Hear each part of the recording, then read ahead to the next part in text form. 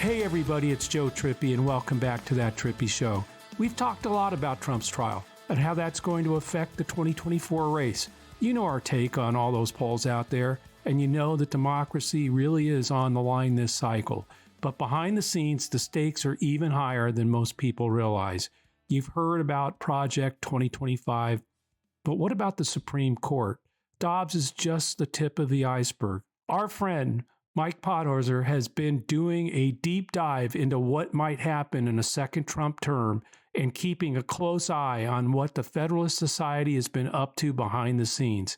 And his latest research is too important to ignore. So we wanted to have him back on to talk about it. Mike, welcome back. Sure. Great to be back with you, Joe. Alex, it's a lot here. Where do you want to get started? It is a lot, which is why, Mike, we're glad you're back. But you wear, as our listeners know, you wear a ton of hats. We've talked about it on past shows, and I know a lot of people probably are already on your Substack. A lot of them probably already attend some of the open mics you do. We'll include links to those in our show notes. But first, wanted just your global take. Where do things stand this year? We'll get into the work you're doing. We'll get into what you think's going on with the Federalist Society. But where do you see things right now? Sure. The most important thing about 2024 is that probably more than almost any other election since maybe 1860, the stakes about which way the country's going to go, depending on who wins, it's never really been bigger. In 1932, it ended up being bigger, but at the time, before the New Deal, that wasn't completely clear to voters yet. They wanted change, but it wasn't clear. But in what Trump has said, whether it's in the Time interview or in his rallies or in other appearances or in the Heritage Foundation's Project 2025, he has laid out a very detailed roadmap for a different United States. And you almost pick anything that your listeners care about, and it will change in a way that really pretty catastrophically. And so the question to me about what's going to happen in November is whether the anti-MAGA majority that has defeated them in almost every election since he won in 2016 understands that. Because if they do, they'll go out and vote against it, right? If they don't, this is a serious, serious challenge to the future of the country. And I think the best way to think about 2024 is the closest thing to a national constitutional referendum that we've ever had. So in that case, like the trials and everything, those are all distractions from what the real threat here is. In other words, it seems to me with the coverage is always the trial, and what may be getting lost is the stakes in terms of what he's actually saying and doing, and what the real agenda is that they've clearly put out there publicly and are making it clear, which you're working on so much. Right. I think on most things I'd agree with you, but on the trials, I think they're very important because I think that for people who are tuned in, people who voted in 2022, in the New York Times poll, which many people understandably quite sad about, among those who voted in 2022, Biden's up. The people who have been paying attention realize how bad another Trump term would be, and the trials are bringing that to more people in a way that reminds them that of just how serious he is about getting his agenda done. Obviously, since you used the word trial, I won't miss the opportunity to say that but for the Federalist Society justices, the 6 Republican justices on the court, instead of talking about the Bragg trial on your podcast today, we would be talking about the verdict on the January 6th trial that would have happened within the last couple of weeks, right? That trial for the most significant crime he committed, the insurrection on January 6th, was scheduled to start March 5th and was stopped by those justices. They still haven't ruled on the immunity issue, which is just crazy that they drag that out as long as they have and continue to drag it out. I think, though, that the important thing, and this is what I think Alex was raising at the beginning about the Supreme Court work, is that we have to stop thinking about the six of them as legitimate justices who are trying to evaluate cases and make law. They have an agenda. And their agenda, which has been a generational project of the Federalist Society, is to replace what we've all taken for granted as American democracy, right? They pulled it away with Citizens United, with Russo, and now with Dobbs, right? They're just replacing the law that we depended on, that we believed was right, with their version. And what people need to understand is that the next president, right, will likely be able to nominate replacements for Thomas and Alito. Thomas and Alito will be 80 and 78 at the end of the next presidential administration. If Trump wins, then we're talking about, the 35-year-old Thomas and Alito, and you've got a 6-3 majority locked in for at least another decade, because Roberts would then be the oldest at 68, and the rest of them much younger. But that's the prospect, right? Plus another couple hundred federal judges like Kaczmarek, the one who's been doing all the MIFI and the other crazy rulings in the Fifth Circuit, right? That's the future Federalist Society judicial system that's at stake. But you made the point, I think, that the Supreme Court, as now constituted, is actually acting as an unelected super legislature, and it's enacting policies and decisions without democratic accountability, and driven by their agenda that doesn't reflect at all what the will of a majority of Americans would be. But Dobbs is a great example of that, the overturning of Roe v. Wade. And on that, it isn't like as much as there is to not like about the particular judges and we've heard about their fishing trips and such and RVs. The reason they're there is because the coalition behind the Republican Party, the corporations who want to undo the New Deal, all the New Deal constraints on them, as well as the religious right that wanted to undo all the progress towards human and civil rights that were made, great cost to life and sacrifice in the 60s and 70s. They want to undo all of that, but they understand that there's no way to do that democratically, right? You could not imagine introducing a bill saying that corporations and billionaires could give as much money to politicians as they want, right? That's not passing Congress. You couldn't pass, let's, get rid of Roe. That wouldn't pass Congress. The thing that all these things have in common is that they're workarounds the democratic process. And it's not just these six individuals, it's the Kochs, it's all the interests, religious right, that pursued this strategy for decades. So you guys both hit on something I want to dive into a little bit. And Mike, you said this at the top, but there's this idea that, like, if you're tuned in or the people in 2022 that voted and, Biden's winning those people, they know the stakes. But one of the kind of weaknesses that has been pretty clearly identified, not just by the polls, but just by a lot of the research that's been done, is lower information voters, people that will turn out this year, people that are not following every step of the trial, people that maybe in theory could understand what a Supreme Court would mean, but have never really made a voting decision based on it. So how do we, and Trippi, I want your take on this too, is there a way to communicate kind of the enormity of these stakes without getting bogged down? Because it seems to me, and from all our combined electoral experience here, that seems like a very difficult case to make to a low information voter. Yeah, it is. But I think that it's right to this bigger question you're raising. I think that what's happening now in our politics has to be understood in the context of the massive shocks of the last decade and a half to this country.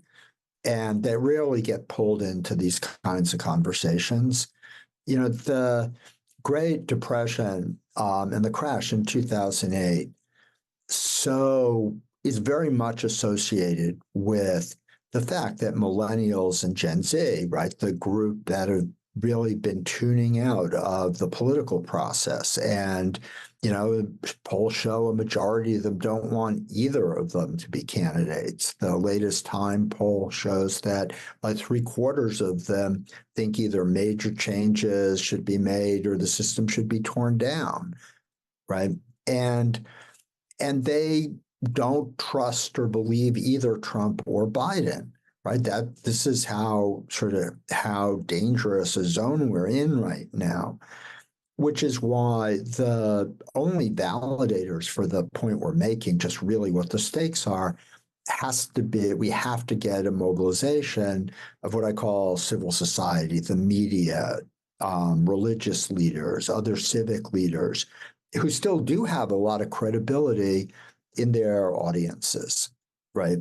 But, almost by definition, if, half of America now won't say they're a Democrat or a Republican, and the half that do are 100% behind Biden and Trump, you need someone with credibility to bring the message we're talking about to them. Right, but they will be, I think, persuaded, or at least the case can be made on Dobbs and other things that there's different things at stake here that maybe not be. I mean, you don't necessarily have to tie it to a vote for which president's going to pick the next Supreme Court, which is a bank shot that they may not get, but they do get that. Right. That these abortion bans, the 6-week ban is crazy. That the Arizona Right. Supreme Court, going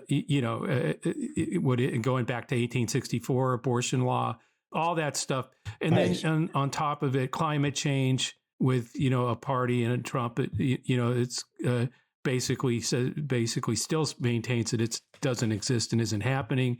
I just think there's a bunch of issues that we need to, again, get environmental people, other folks out there to make the case, on each one of them, because there's plenty of them. And I'd love for you to go through some of the more onerous stuff in the agenda, the 20. Sure. Before I do that, I want to clarify this. I don't want to be misunderstood that I think we should go out there talking about Supreme Court nominations.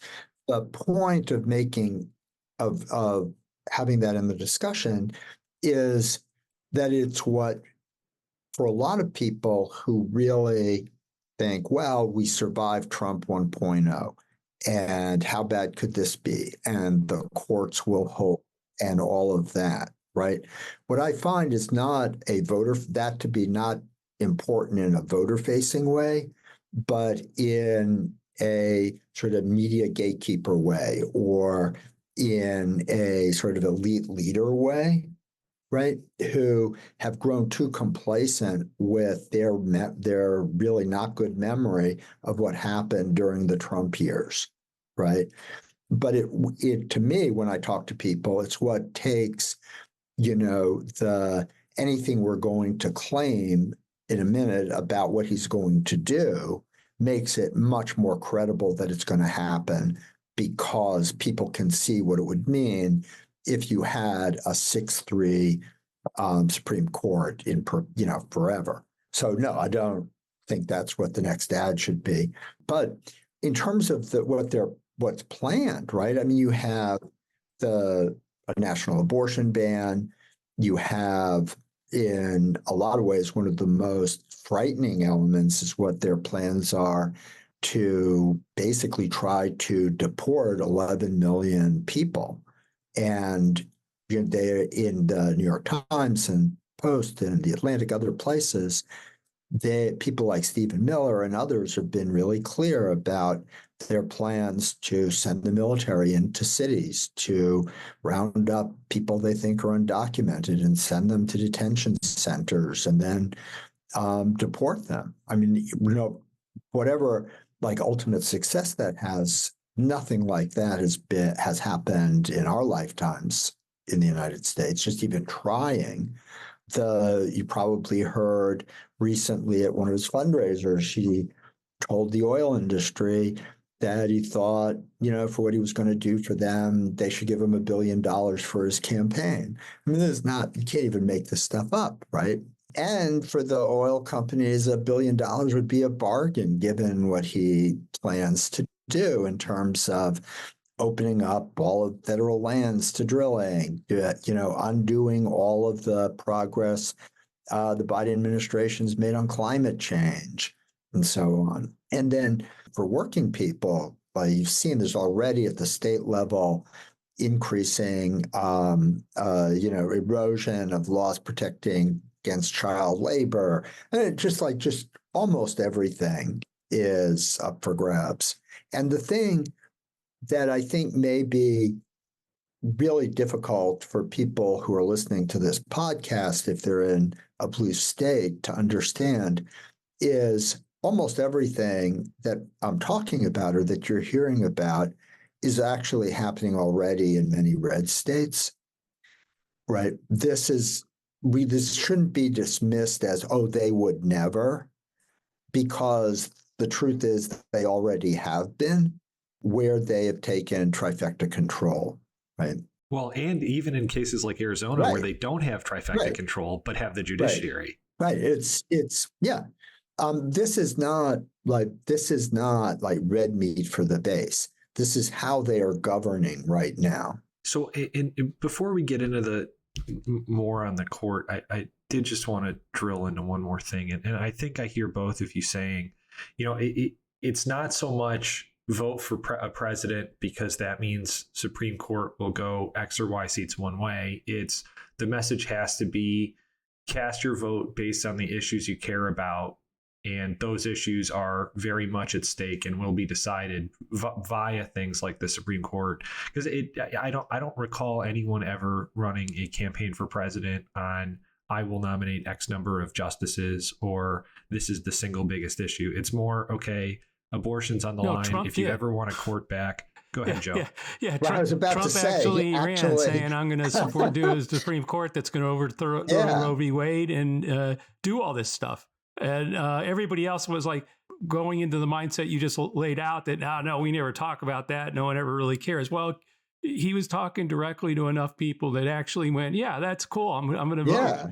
And so, I think Dobbs did change that dynamic quite a bit in that there are now a lot of people, a lot of women, suburban women, others out there who now do see the future of the court and what's happening there as matters. So tying it to these other, having it be part of the campaign, but it can't be the entire thing. But even the immigration stuff where they're talking about mass deportations, and even if you're for, okay, yeah, let's get rid of the 11 million illegals that are out there. I mean, if you fall for that, the impact that's going to have on legally documented and citizens who happen to be Latino or whatever in a group that they target, they're going to get their doors are going to get pounded on too. Many of them are going to get picked up. Whether we ever, this is going to have an impact far beyond those 11 million people if they actually try to implement something this crazy and detention camps, the whole thing. I mean, just to pick one where the consequences go well beyond, even if you believe that might be a solution, it's just completely off the rails if it takes off. There are going to be many unintended consequences that impact a lot of the people who vote for it. And people need to understand that those implications and those impacts. By the way, I think the one thing I think, and I don't know if you agree with this, is that I think they won't be able to help themselves. I mean, Trump is going to talk enough out loud about all these things that it will help make the case. Or we have to, we have to make that contrast and use what he says and make people get that know what he says he really means. No question. And that's why all of this is really going to get decided in October, because no matter sort of what we do now, the kind of voters you were talking about earlier who are low information really aren't going to start paying attention till then. And that's when what I hope what you're describing happens. Politics will be surround sound, and people will not be able to escape knowing what Trump has in mind. Yeah, we didn't talk about this before the show, but I'd be interested, Michael, in your take about the move by Biden to move a debate into June, and whether you think that's helpful in getting this sort of contrast going. Oh, I do. I think it's real. I'm, knock on wood, but I think, I don't think that we should have high expectations that it's going to change national poll numbers, but I think it will do a lot to, flush out all those kinds of plans that he's talking about in a venue that'll be much harder for the media to ignore it. Mike, you get into this, and this is where I think we all wanted to really hear, like, how deep does it go, for lack of your latest piece is basically Trump is the means, right, not the ends, which we've heard people say that, but you really get into just how far reaching this could get. And I think what I'm hearing both of you say is a lot of that is not going to be litigated on the nuts and bolts of it, but on the far-reaching policy impacts that could have for millions of Americans. Yeah, and I think if you really step back, if say, think about this, say you put yourself, you're so happy when Barack Obama was inaugurated that you put yourself into a medically induced coma and woke up now, right?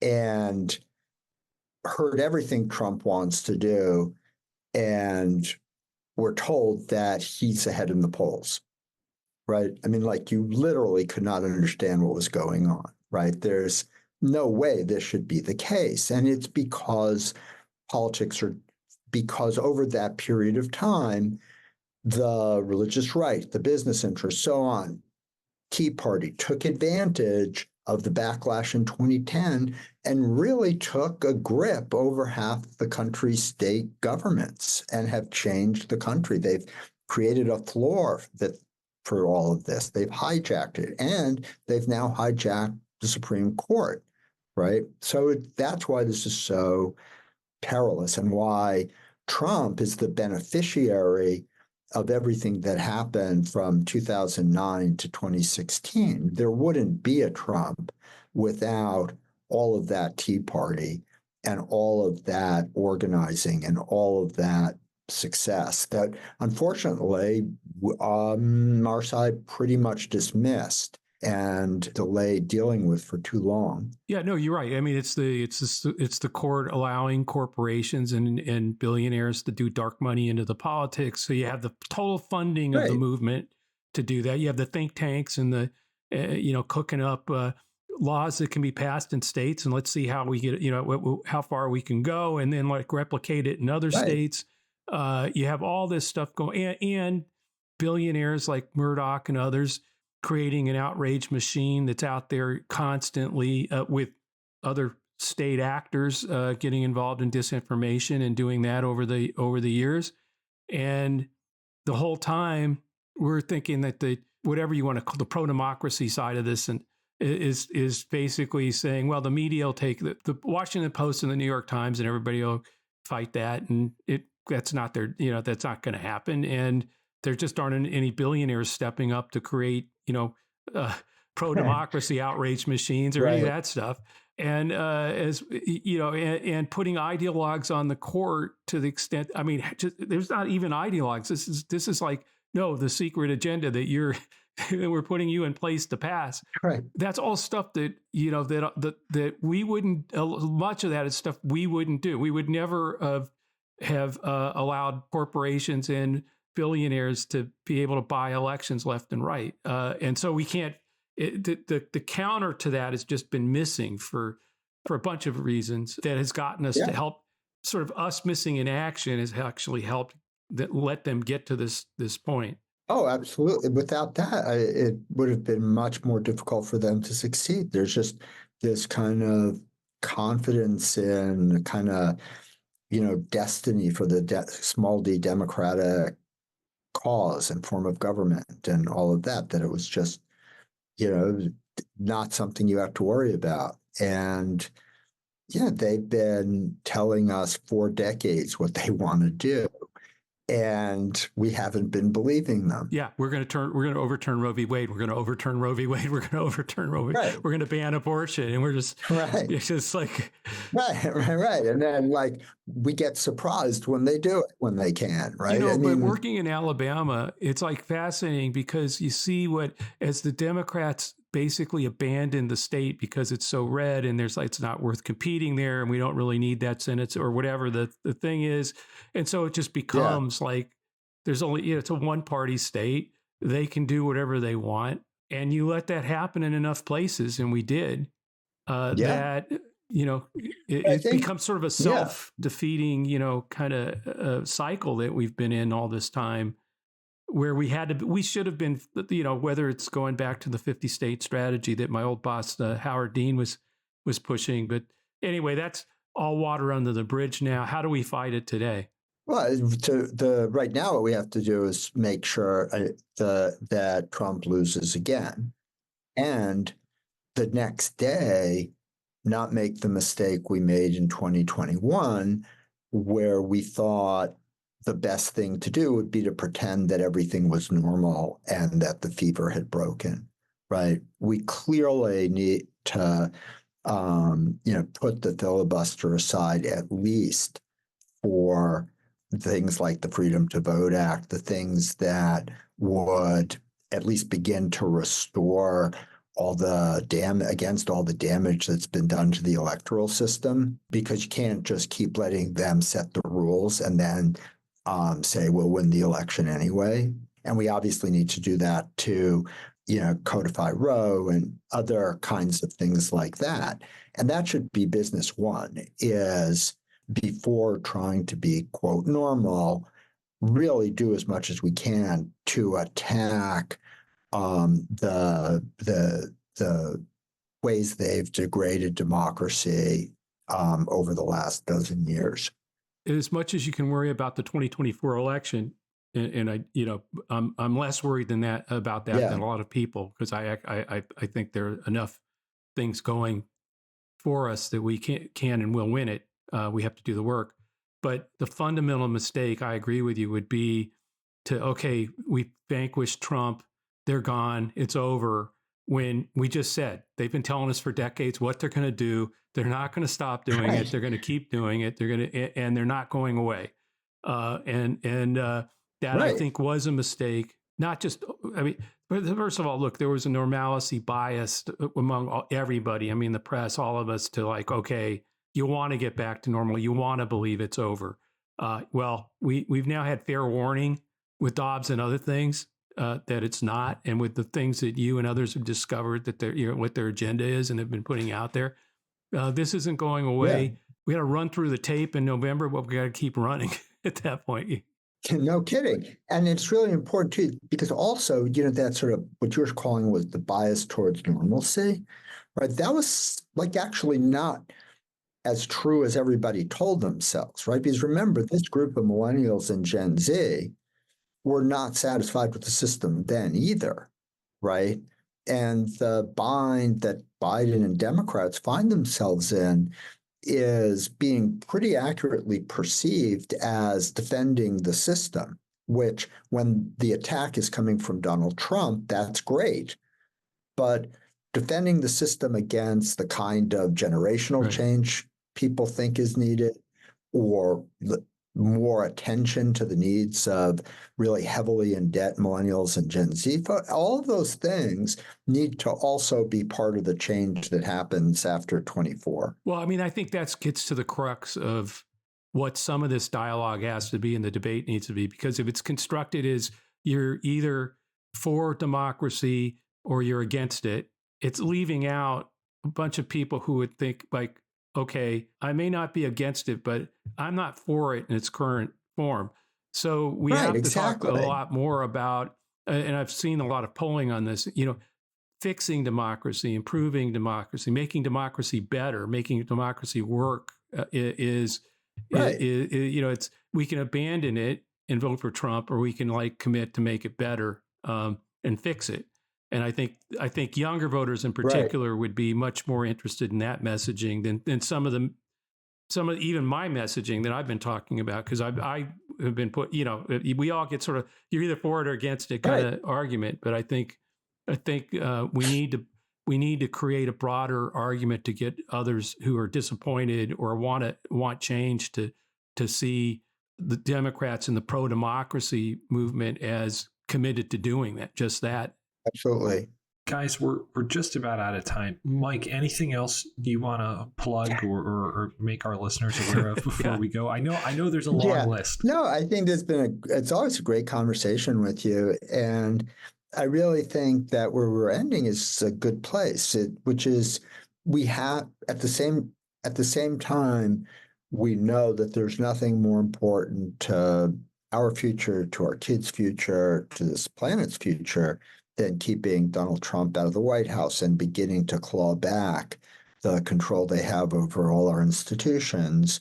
We have to be mindful that any victory we win is not an endorsement of the way we've been governing completely, that there are a lot of unmet needs. There are a lot of things that need to be on a 2025 agenda for us that start to be responsive to that. And as you said, Joe, really make this a better democracy for more people and not sit on this sort of presumed laurels of democracy or something like that, because that's why there's so many voters who are not paying attention and so many voters who don't think the system will deliver for them. Amen.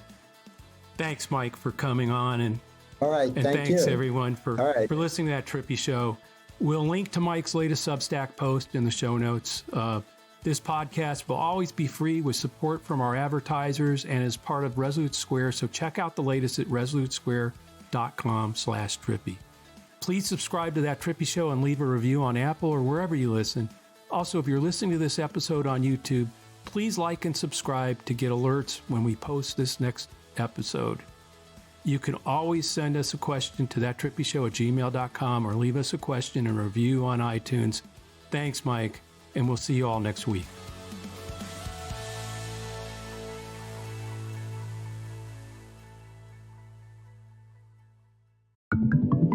Resolute Square.